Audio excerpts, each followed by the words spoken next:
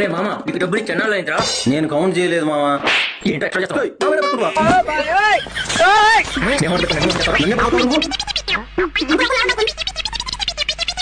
బాబు, వీడు ఏం చేస్తాడు తెలుసా? అంతా విన్నా అంకుల్.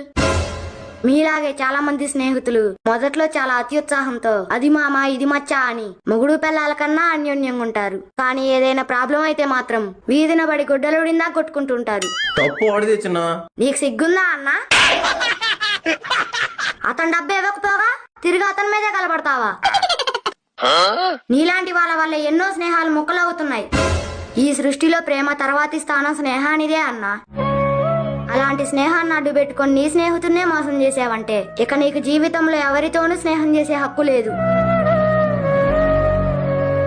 పరిస్థితులను బట్టి డబ్బు ప్రతి మనిషికి అవసరమే, కానీ ఎలాంటి పరిస్థితుల్లోనైనా అవసరమైనది స్నేహం మాత్రమే.